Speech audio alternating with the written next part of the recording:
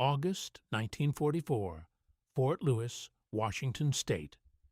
A 19-year-old German soldier named Günter Grau is standing in front of a wooden canteen window inside a prisoner of war compound, trying to decide between two things he has never been able to buy in his life. On one side of the counter is a bowl of vanilla ice cream.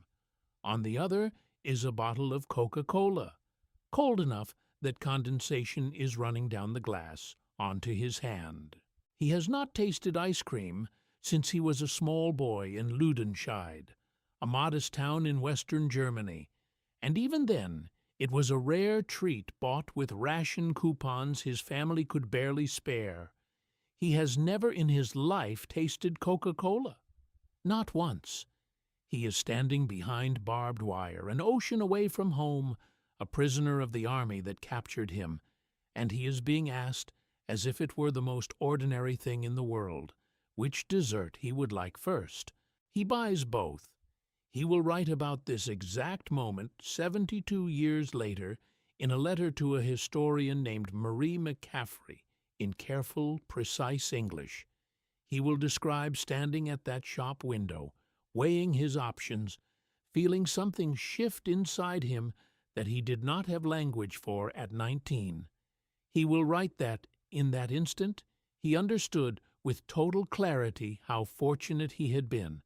Not fortunate to be alive, fortunate, specifically, to have been captured by the Americans and not by the Soviets.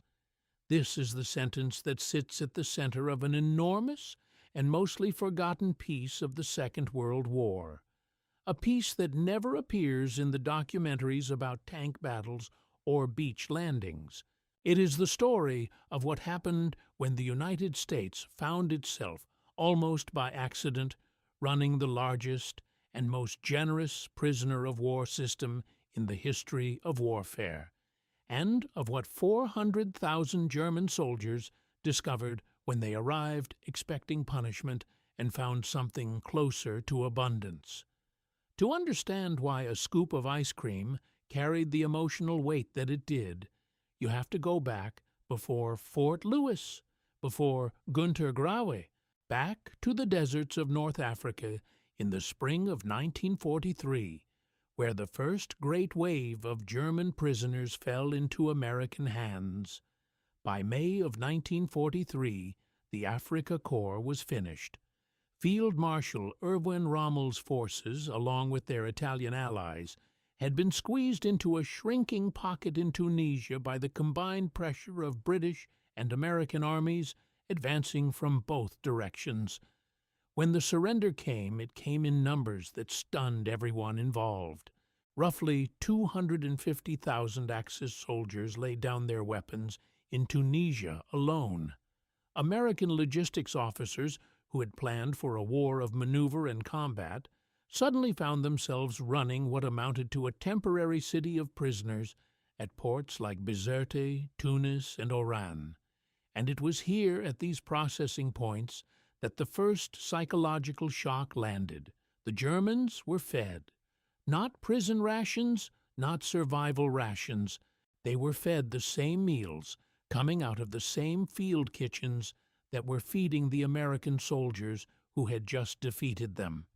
Many of these men had been told for years what capture by the Western Allies would mean. German propaganda had spent a decade describing Americans as soft, degenerate, and morally hollow, a nation supposedly too comfortable and too divided to fight a real war, let alone treat a defeated enemy with anything resembling honor. Soldiers expected threats. They expected interrogation under duress. At minimum, they expected hunger, because hunger was what they themselves had been trained to inflict and had come to assume was simply how prisoners were kept. Instead, at the docks in North Africa, in the holds of the transport ships crossing the Atlantic, and in the intake camps that received them on American soil, they found something that did not fit any story they had been given. The meals were, by the testimony of a great many of the men themselves, better than what they had been eating as soldiers in the field for the previous 4 years. Some later said the meals were better than what their own officers had been eating. The scale of what the United States built to hold these men is easy to understate. Between 1942 and 1945, more than 400,000 German, Italian, and Japanese prisoners were shipped across the Atlantic and Pacific into the American interior.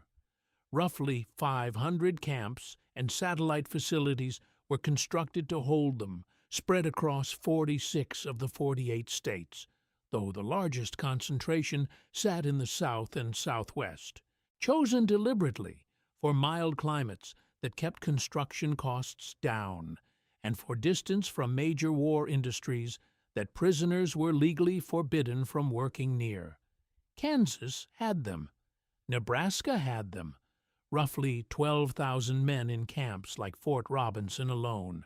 Mississippi held some of the highest-ranking prisoners of the entire war, including 3 admirals and 40 generals, housed not in barracks but in private bungalows with their own small gardens at a facility called Camp Clinton. None of this generosity was a matter of American sentiment. It was a matter of law, and specifically of a document the United States had signed in 1929, the Geneva Convention governing the treatment of prisoners of war. The convention was explicit and left almost no room for interpretation. Prisoners were to be housed in quarters comparable to those provided for the detaining power's own troops, roughly 40 square feet of space per enlisted man. They were to receive medical care equivalent to what was available to American soldiers, and critically, they were to be fed rations equal in quantity and quality to those issued to the base ration of the army holding them, equal, not adequate, not humane by some minimum standard, equal to what the American soldier down the road was eating that same day. This single clause is the hinge on which the entire ice cream story turns, because in 1944 an American soldier's ration was, by any standard in world history to that point, an almost unimaginable abundance.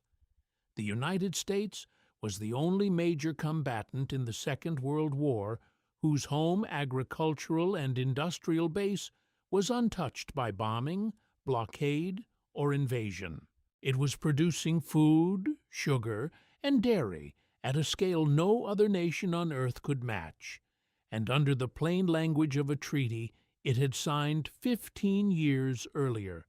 Every ounce of that abundance that went to an American private also had to go in equal measure to the German prisoner standing on the other side of the fence. The camp canteen system built on top of this baseline turned the abundance into something even more pointed.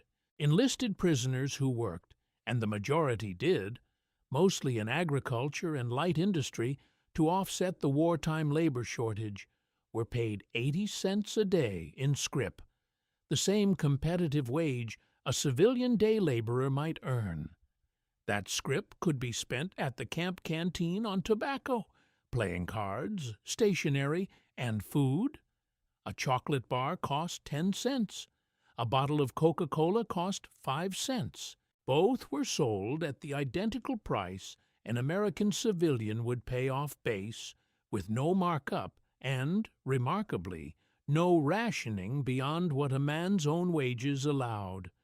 For prisoners who had grown up under a wartime German economy where chocolate had become an occasional luxury reserved almost entirely for the party elite, and where Coca-Cola, imported before the war through a licensed German bottling operation, had all but vanished from ordinary life, the canteen counter was not a minor comfort. It was a direct, physical demonstration of an industrial gap between the two countries that no propaganda ministry back home had prepared them to see with their own eyes. The numbers tracked what the men were tasting. German prisoners gained, on average, roughly 25 pounds, during their time in American custody. Japanese prisoners who arrived from a military diet that had in some cases fallen to around 1,200 calories a day by the later years of the war were documented moving to diets in the neighborhood of 3,800 calories inside American camps. The change was so abrupt for some men that they became physically ill in the first weeks, their bodies unable to process the sudden shift from scarcity to surplus. A number of prisoners, according to camp physicians and later historians, genuinely wondered at first whether they were being poisoned, because nothing in their training or their propaganda had offered any other explanation for why an enemy would feed a captured soldier this well.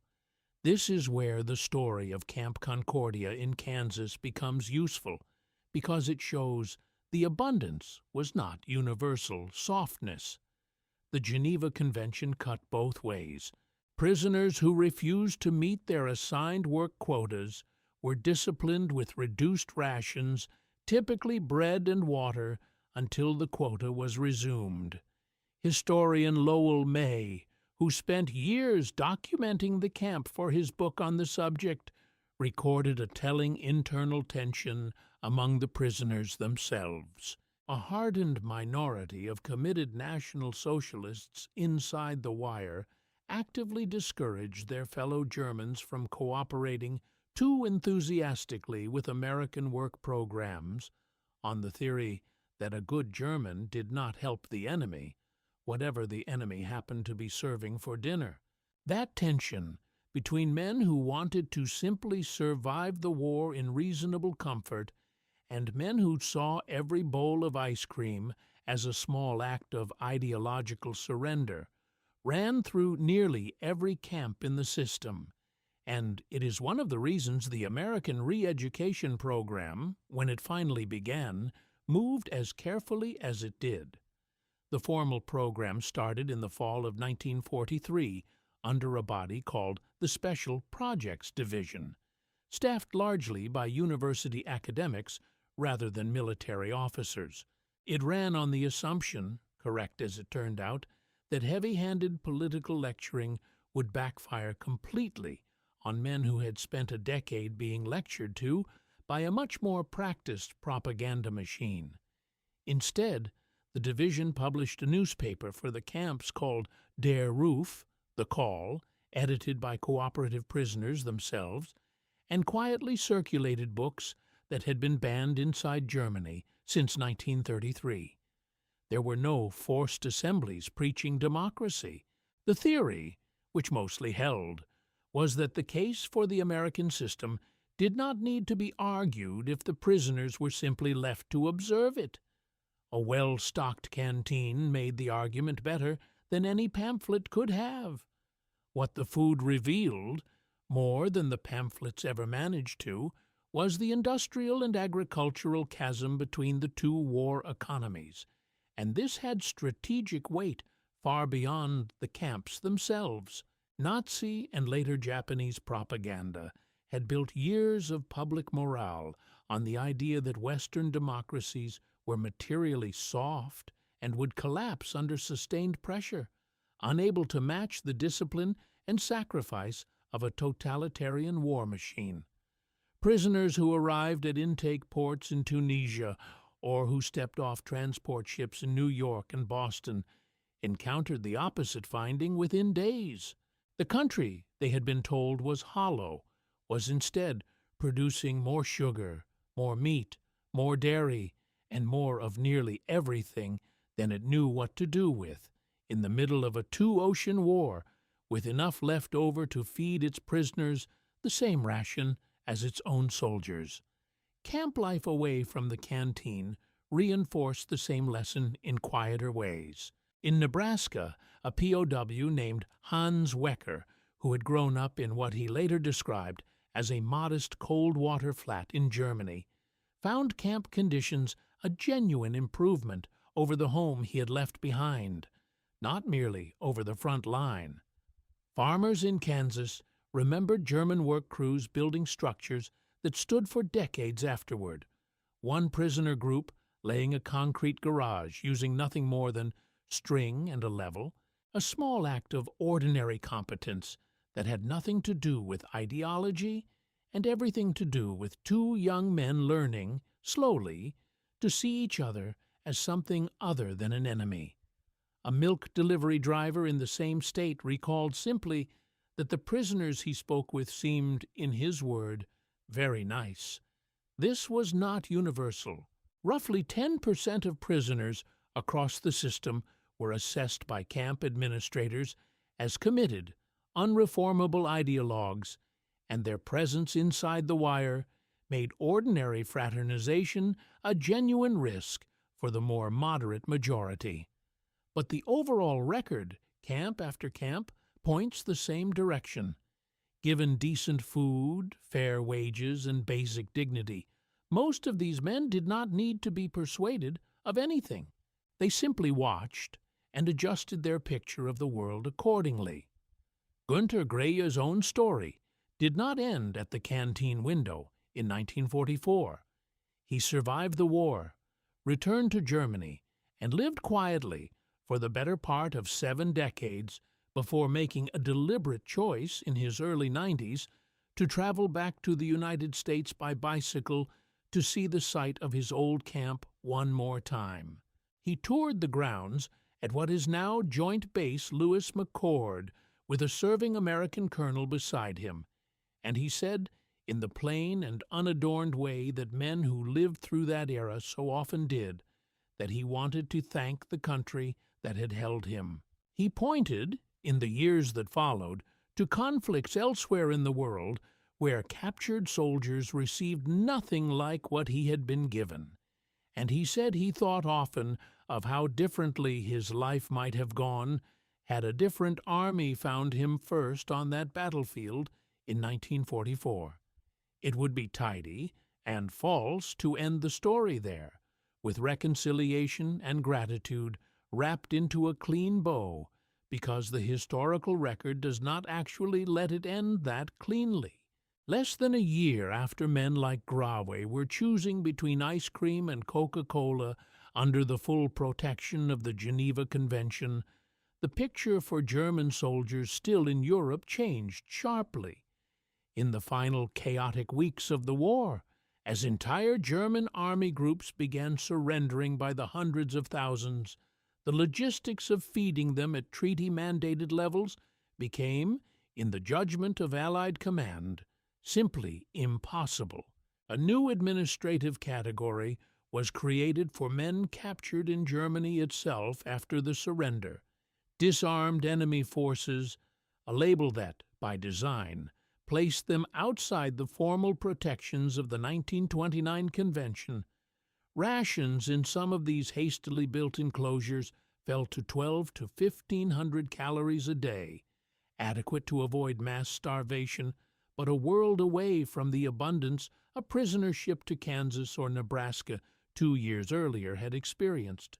Historians still debate how deliberate this gap was and how much of it was simple logistical collapse at the end of a continent-wide catastrophe, and it is worth being honest that the popular claim of a coordinated policy of deliberate starvation, made most famously in a controversial book on the subject, has been challenged sharply by most historians who have examined the underlying documents.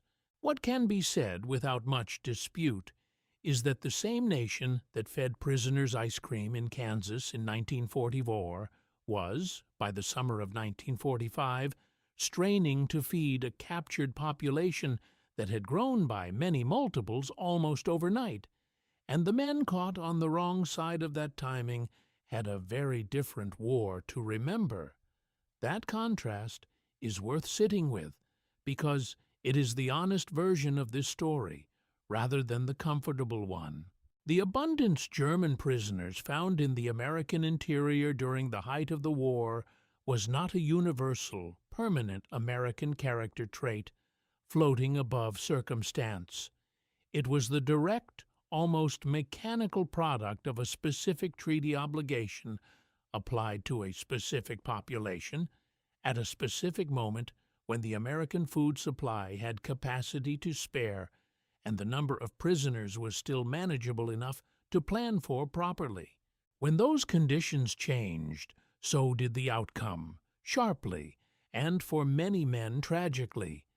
The ice cream at Fort Lewis was real, and so was the 1,200-calorie ration in a wire enclosure along the Rhine, less than a year later. Both are part of the same country, the same war, and the same convention, applied under wildly different pressures. What survives from the better half of that story is not a piece of government policy at all. It is the testimony of individual men, written decades later in their own unhurried words, about a single ordinary afternoon at a canteen counter.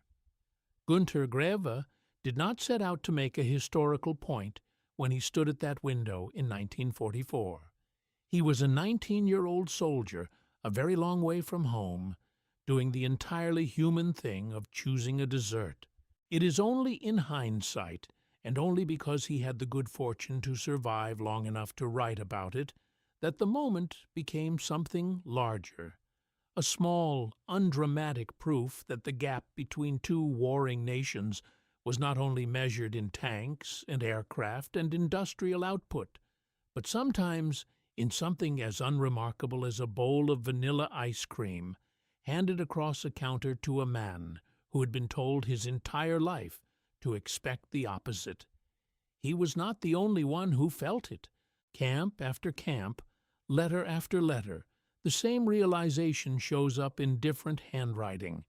An expectation of cruelty met instead with ordinary decency, and a slow, private reassessment of everything a man thought he knew about the country holding him.